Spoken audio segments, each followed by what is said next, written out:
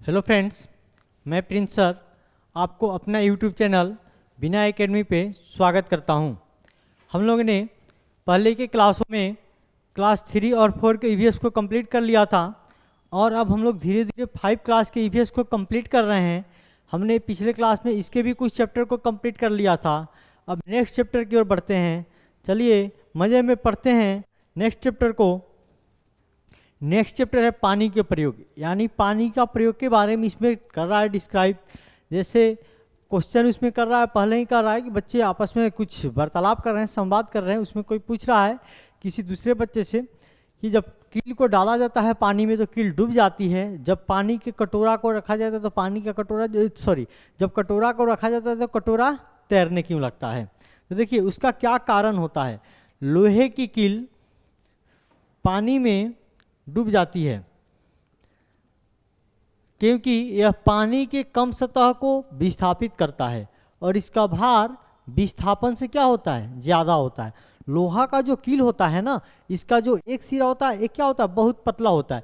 विस्थापन मतलब जितना एक छेक रहा है ना, जितना पानी के सतह को छेक रहा है उससे ज़्यादा भार इसके भार का होता है, वेट होता है। तो क्या होता है, ये डूब जाता है। जबकि कटोरा जो होता है ना, कटोरा का जो सरफेस नीचे वाला सतह होता है ये ज़्यादा जगह को घेरता है, इसका विस्थापन क्या होता है, ज़्यादा होता है और वो क्या होता है, उसका भार विस्थापन की अपेक्षा कम होता है, इसलिए वो नहीं डूबता है। तो वहीं बता रहा है जबकि कटोरी तैरती है क्योंकि यह पानी की अधिक सतह को विस्थापित करता है तथा इसका भार विस्थापन से कम होता है। चलिए उसी तरह है प्लास्टिक की खाली बोतल में पानी तैरता है क्योंकि उसमें हवा भरी होती है। प्लास्टिक की जो खाली बोतल होती है, अगर देखिएगा हम लोग क्या करते हैं, नदी वगैरह तालाब वगैरह के पास जाते हैं तो बोतल वगैरह को फेंक देते हैं उसमें, तो क्या होती है, वो तैरते हुए जाते रहती है। जैसे हम लोग बचपन में ऐसा काम करते थे। अब क्या है ना कि अब जब उसमें पानी भर देंगे ना तो क्या हो जाएगी, डूब जाती है। जब पानी भर के फेंकेंगे तो डूब जाएगी क्योंकि पानी भरने के कारण उसमें जो हवा होता है ना बोतल के अंदर, वो हवा बाहर आ जाता है, उसमें सिर्फ और सिर्फ पानी भरा रहता है। अब पानी भरने का कारण क्या होता है, बोतल का भार बढ़ जाता है, इसलिए वह डूब जाता है। उसके बाद है दवाई की पन्नी जब फैली रहती है तो भी तैरती है और उसको दबाकर गोली जैसा बना लेते हैं तो भी तैरती है क्योंकि उसका भार क्या होता है, हल्का होता है। हल्का होता है क्योंकि दवाई की जो पन्नी होती है बहुत हल्का होती है, वो भी फेंक देते हैं पानी में तो तैरते रहती है।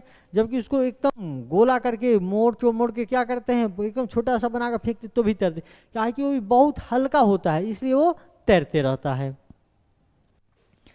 अब कर एक गिलास या बर्तन में पानी लेकर उसमें साबुत नींबू डालेंगे। एक कह रहा है कि एक गिलास या बर्तन में पानी लेकर उसमें एक साबुत नींबू डालेंगे। एक गिलास लीजिए, उसमें क्या करते हैं, या कोई बर्तन लीजिए उसमें पानी लेकर एक साबुत क्या करेंगे, नींबू डालेंगे और आधा आधा चम्मच करके उसमें नमक डालेंगे और आधा आधा चम्मच करके थोड़ी थोड़ी देर पे क्या करेंगे, उसमें नमक डालेंगे। तो कुछ देर के बाद क्या देखेंगे, हमको जो नींबू है ना ऊपर की तरफ क्या रहा है, तैर रहा है, तैरने लगता है। अब आते हैं नेक्स्ट है, उसी में पढ़ना है मृत सागर के बारे में। वैसे तो सभी सागर का पानी क्या होता है, खरा होता है, नमकीन होता है, लेकिन मृत सागर का जो पानी है ना कुछ अधिक ही खरा लगता है। ऐसा सबसे नमकीन सागर बोला जाता है। मृत सागर को क्या बोला जाता है, दुनिया का सबसे नमकीन सागर बोला जाता है। इतना वो खरा होता है कि जो उसके 1 लीटर के पानी में 350 ग्राम क्या होता है, नमक होता है। इतना खारा होता है मृत सागर का पानी कि अगर 1 लीटर पानी लीजिएगा ना तो उसमें 300 ग्राम क्या होगा, नमक ही होगा। इसका स्वाद बहुत ही कड़वा होता है। नमक का स्वाद क्या होता है, कड़वा होता है, बहुत कड़वा।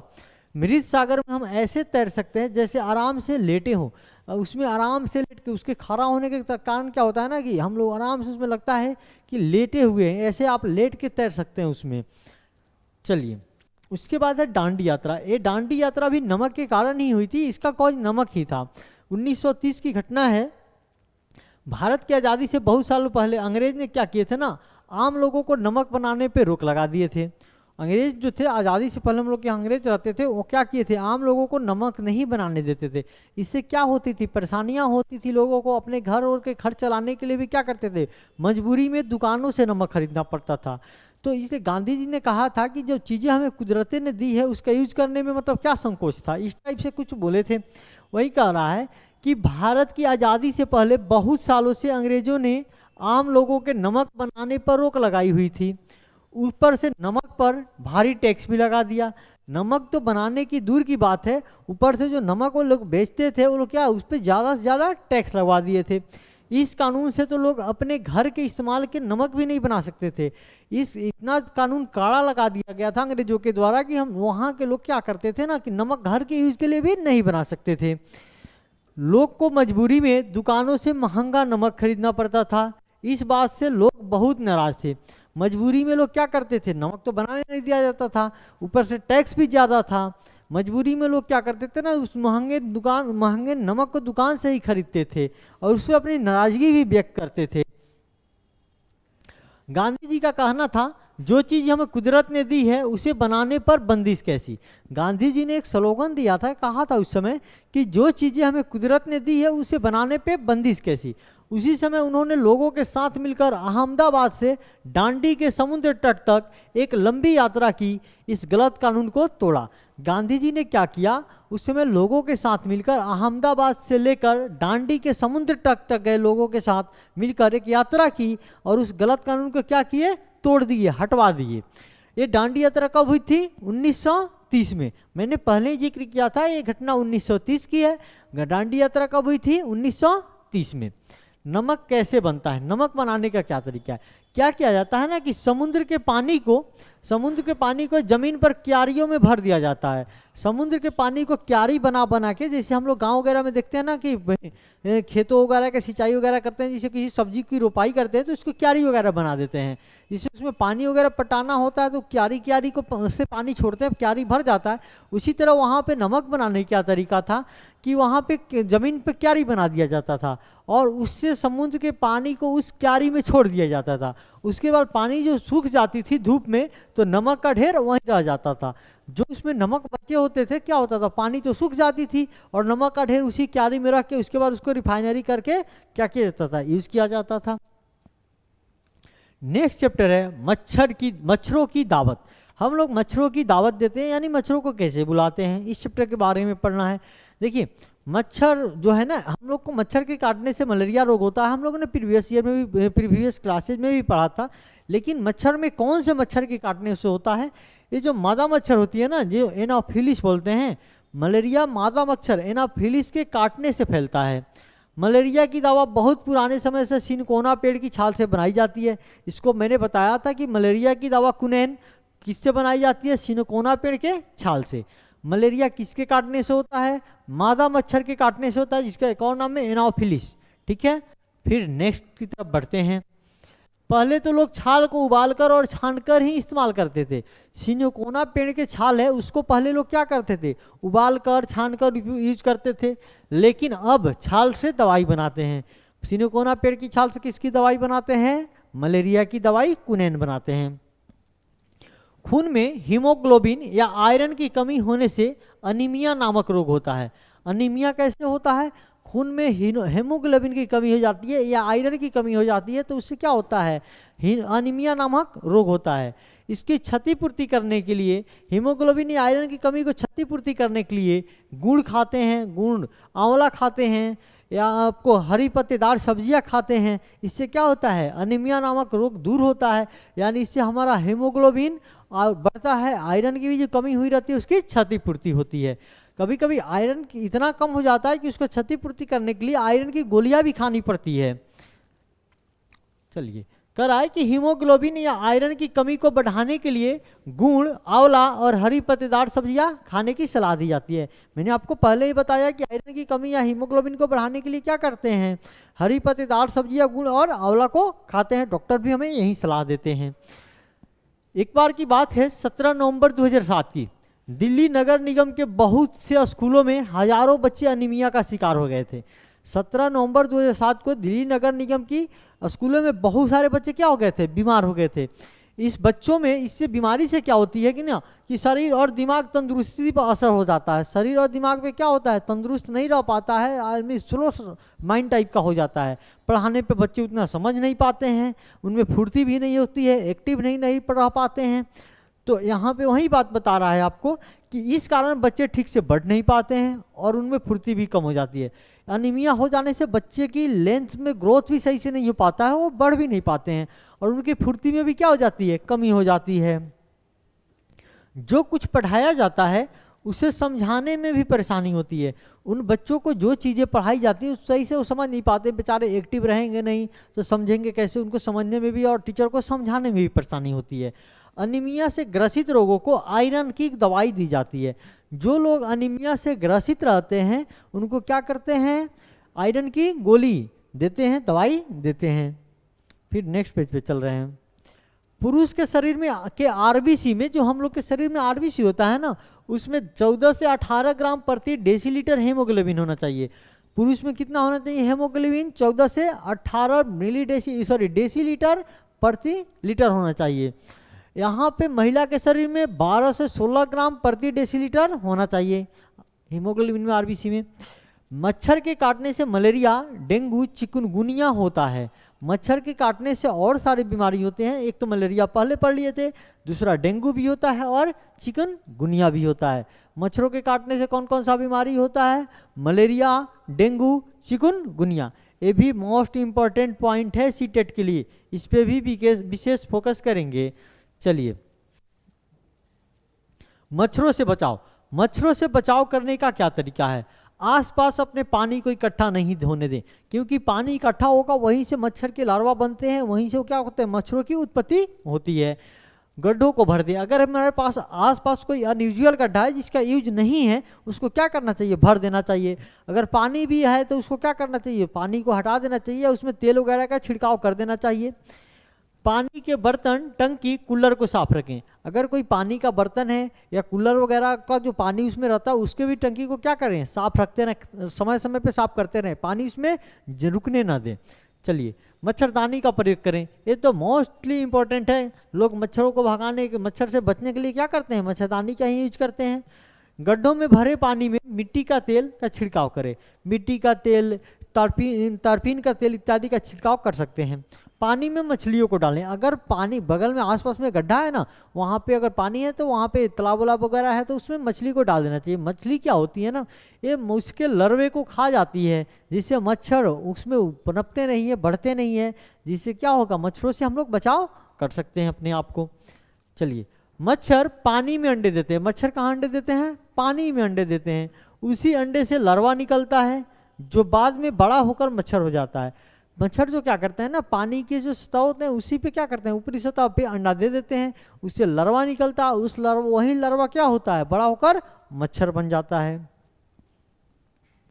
चलिए नेक्स्ट पेज पे चलते हैं। सबसे पहले मलेरिया की, मच्छरों से मलेरिया होता है कौन बताए थे, रोनाल्ड रोस। रोनाल्ड रोस ने सबसे पहले खोज किया कि मलेरिया मच्छर से ही होता है। कौन, मलेरिया की खोज किसने किया था, रोनाल्ड रोस। नेक्स्ट चैप्टर है डायरी कमर सीधी ऊपर करके चढ़ो। डायरी कमर सीधी करो और ऊपर चढ़ो, उसके बारे में पढ़ना है, यानी पर्वतारोहण के बारे में, पर्वत पे चढ़ाई के बारे में। सबसे पहले कह रहा है कि पर्वतारोहण के समय सभी को नाश्ते में सुबह विटामिन सी और आयरन की गोलियां के साथ साथ गर्म चॉकलेट वाला दूध दिया जाता था, ताकि ठंड से बचाव और ज़्यादा शक्ति मिले। जो लोग पर्वत पे चढ़ते हैं ना, उनको सबसे पहले क्या किया जाता, विटामिन की गोलियाँ, आयरन की गोलियाँ, गरम गरम चाय के साथ दूध भी दिया जाता था, गरम गरम चाय नहीं सॉरी चॉकलेट के साथ दूध दिया जाता था, जिससे क्या हो, ठंड से बचाव किया जा सके और क्या, एनर्जी भी मिले। उसके बाद है नदी को पार करने के लिए नदी के एक किनारे से दूसरे किनारे तक एक मोटा मजबूत रस्सी बांधी जाती थी। इसे दोनों किनारों पर बड़े बड़े पिटौन मतलब खुट्टा, जो हम लोग गाँव वगैरह में कहते हैं ना, खुट्टा से मजबूती से बांधा था। जब पर्वतारोहण करते समय अगर कोई नदियाँ वगैरह भी मिलती थी ना, तो उसको अगर पार करना होता था तो क्या करते थे, बड़े बड़े मजबूत रस्सी से नदी के उस पार नदी के इस पार पिटौन, जो खुट्टी गाड़ दिया जाता था, मजबूत खुट्टी, उसी में बांध दिया जाता था रस्सी को, और उसी के सहारे क्या किया जाता था, नदी को पार किया जाता था। पहाड़ों पर चढ़ते समय कुछ आवश्यक चीज़ें, पहाड़ों पर पर्वतारोहण करने के समय कुछ आवश्यक चीज़ें। सबसे पहले तो मोटी रस्सी, माटी नहीं, मोटी रस्सी होनी चाहिए आपके पास, हुक होना चाहिए, वो कील टाइप का, कील लगे जूते, कील लगा हुआ जूता, कील वाला जूता हो ताकि स्लिप नहीं करे, उस पर धंस जाए, ऐसा कील होना चाहिए। दस्ताना भी होना चाहिए आपके पास, पानी की बोतल भी होना चाहिए, ऑक्सीजन सिलेंडर होना चाहिए, खाने की पैकेट होनी चाहिए, कुल्हाड़ी होना चाहिए, चाकू होना चाहिए, दूरबीन होना चाहिए, आइस ग्लासेज और हेलमेट होना चाहिए, बर्फ तोड़ने के लिए खास तरह का हथौड़ा होना चाहिए, तौलिया और साबुन होना चाहिए। पर्वतारोहण करते समय इतनी चीज़ें मोस्ट इंपॉर्टेंट है, इसको अपने पास रख के चलेंगे, ठीक है ना, काहे कि आगे चल के परेशानी। सबसे तो मोस्ट इंपॉर्टेंट है वहाँ पे ऑक्सीजन की सिलेंडर। इंपॉर्टेंट तो सारे चीज़ हैं लेकिन मोस्ट इंपॉर्टेंट है वो है। चढ़ने के लिए आपको मोटी रस्सी, कुल्हाड़ी वगैरह, दूरबीन वगैरह देखने के लिए सारी चीज़ें अपने आप में मोस्ट इंपॉर्टेंट है। तो ये सब चीज़ें पर्वतारोहण के समय अपने साथ होना चाहिए। ऊपर से नीचे उतरने के लिए पर्वतारोहण की भाषा में रपलिंग कहते हैं। जब ऊपर से नीचे की तरफ उतरते हैं ना, उसको क्या कहते हैं, रपलिंग कहते हैं। पर्वतारोहण करते समय 90 डिग्री का कोण बनाकर चढ़ना होता है। अगर पहाड़ पे चढ़ रहे हैं ना तो उस समय से बॉडी का एंगल क्या होना चाहिए, 90 डिग्री का एंगल होकर तब चढ़ना चाहिए। नेक्स्ट है पर्वतारोहण में होने वाली कठिनाइयाँ। अगर चढ़ते समय कुछ कठिनाइयाँ होती है उसके बारे में आपको क्या क्या कठिनाइयाँ होती है पहाड़ों पर। सबसे पहले तो हिमस्खलन होता है, भारी बर्फबारी होती है, ये भी एक प्रकार की कठिनाइयाँ ही है। दूसरा बर्फ की ढलानें, अगर बर्फ गिरा हुआ है ढलान टाइप का, वो भी क्या करती है, परेशानी करती है, चढ़ने में डिस्टर्ब करती है, पैर स्लिप उलिप करता है। चट्टानों का गिरना, चट्टान का गिरना, बर्फ का गिरना, ज़्यादा बर्फबारी होगा तो भी चढ़ने में दिक्कत होगी। पहाड़ों से गिरना, पहाड़ों से गिरने की कठिनाइयाँ होती है। और मौसम तो अनुकूल होना चाहिए। अगर आप पर्वतारोहण कर रहे हैं मौसम अनुकूल नहीं है तो आपको बहुत सारी कठिनाइयों को सामना करना पड़ सकता है। चलिए, पर्वतारोहण में जो ग्रुप लीडर होती है उसकी जिम्मेदारियाँ, जिसे पर्वत पे चढ़ते समय ग्रुपिंग करके चढ़ा जाता है, ग्रुप में लोग जाते हैं, उसमें क्या क्या कठिनाइयाँ होती है, क्या क्या जिम्मेदारियाँ दी जाती है। जो उस ग्रुप का लीडर होता है यानी नेता होता है, जो उस ग्रुप के पूरे ग्रुप के नेतृत्व करता है, देखिए उनकी क्या क्या जिम्मेदारियाँ होती है। बाकी लोगों का सामान उठाना, उनको रहने के खाने के लिए व्यवस्था करना, उनको रहने के लिए कहीं बढ़िया जगह देख के रुकना। साथ ही अगर जो चल रहे हैं बीमार पड़ जाए तो उनकी सहायता करना, जो चल नहीं पा रहे हैं उनको आगे की तरफ बढ़ाना, सभी को खाने पीने का इंतजाम करना, इस तरह की उनको क्या करना पड़ता है, व्यवस्थाएं करनी पड़ती है। देख लिए 1 नंबर में मैंने वही लिखा है आप लोग के कि बाकी लोगों का सामान उठाने में मदद करना। जो ग्रुप लीडर है, बाकी लोग जो जा रहे हैं उनके साथ में उनकी सामान को क्या करना, उठाने में मदद करना। पूरे ग्रुप के आगे बढ़ जाने पे ही आगे बढ़ना। जो ग्रुप लीडर होते हैं वो पीछे पीछे चलते हैं, आगे आगे चलना उनका काम नहीं होता है। सारे लोग जो ग्रुप के साथ है वो चल रहे हैं तो पीछे से लीडर चलेंगे। जो चल ना पाए उनको हाथ पकड़ के चढ़ाना। अगर जो चलने में थोड़ा सा उतना सक्षम नहीं है, नहीं चल पा रहे हैं, तो उनके हाथ पकड़ के आगे बढ़ाना उनका काम है ग्रुप लीडर का। रुकने के लिए जगह ढूंढना, उन्हीं का ग्रुप लीडर का काम होता है कि जहां आपको विश्राम वगैरह करना है तो किस जगह पे करना है एक ग्रुप लीडर ही तय करते हैं, वहीं क्या करते हैं जगह को ढूंढते हैं। साथी के बीमार पड़ने पे उनका ध्यान रखना। अगर कोई साथी पर्वतारोहण में जा रहा है, कोई बीमार पड़ गया तो उसका ध्यान कौन रखेंगे, जो ग्रुप लीडर हैं उसके वहीं रखेंगे। सभी के खाने पीने का इंतजाम करना, उनके खाने का इंतजाम करना। ये तो है ही, अगर किसी सदस्य से कोई गलती हो जाए तो हंसते हुए सजा भुगतने को तैयार रहना। अगर कोई जा रहा है ग्रुप में, किसी से अगर गलती हो जाती है पर्वतारोहण में तो उसकी सजा कौन भुगतते हैं, ग्रुप लीडर ही उसकी सजा भुगतते हैं। इसमें बछेंद्री पाल के बारे में पढ़ना है, जो ये भी पर्वतारोहण की थी। बछेंद्री पाल 12 वर्ष की उम्र में वह स्कूल से पिकनिक के लिए गई हुई थी। बछेंद्री पाल जो थी 12 साल की उम्र थी उनकी, तो वह स्कूल से पहाड़ी इलाकों में पिकनिक के लिए गई थी। वो अपने सहेलियों के साथ खेलते खेलते 4000 फीट की ऊंचाई तक चढ़ गई थी। वो अपने सहेलियों के साथ कहाँ खेलते खेलते 4000 मीटर ऊंचाई की पहाड़ी की चोटी पर क्या हुई थी, चढ़ गई थी। चलिए, उसके बाद है बछेंद्री पाल कहाँ की रहने वाली थी, उत्तराखंड के गढ़वाल के नाकुरी गांव की रहने वाली थी। बछेंद्री पाल कहाँ के रहने वाली थी, उत्तराखंड के गढ़वाल के नाकुरी गांव की रहने वाली थी। इन्होंने कहाँ से ट्रेनिंग ली थी, इन्होंने नेहरू इंस्टीट्यूट ऑफ माउंटेनियरिंग से पहाड़ पर चढ़ने की ट्रेनिंग ली थी। पहाड़ पर चढ़ने की ट्रेनिंग ली थी। उन्हें गाइड करने वाले थे ब्रिगेडियर ज्ञान सिंह। जो बछेंद्री पाल को गाइड किए थे उनके गाइडर का नाम क्या था, ब्रिगेडियर ज्ञान सिंह। ये भी सीटेट के नज़रिए से बहुत इंपॉर्टेंट पॉइंट है। उन्होंने कहाँ से अपना ट्रेनिंग कंप्लीट की थी, नेहरू इंस्टीट्यूट ऑफ माउंटेनियरिंग। और उनके गाइडर कौन थे, उनके गाइडर थे आपको ब्रिगेडियर ज्ञान सिंह। चलिए, वे महिलाओं को पहाड़ों पर चढ़ने की ट्रेनिंग देने लगी। बाद में वो क्या करने लगी, महिलाओं को भी पहाड़ों पर चढ़ने की ट्रेनिंग देने लगी। 1984 में बछेंद्री पाल को माउंट एवरेस्ट पर चढ़ने के लिए चुना गया। 1994 में बछेंद्री पाल को माउंट एवरेस्ट पे चढ़ने के लिए चुना गया। बछेंद्री पाल ने 23 मई 1984 को दिन में 1:07 पर, कौन सा वो दिन था, 23 मई 1984 को दिन था, दिन के यानी दोपहर के 1:07 हो रहा था।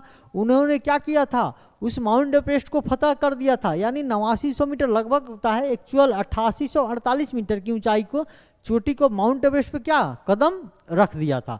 करीब 43 मिनट वह दुनिया की सबसे ऊंची चोटी पे रही। लगभग 43 मिनट वो क्या किए, उस ऊंची चोटी पे, माउंट एवरेस्ट की ऊंची चोटी पे रहे थे।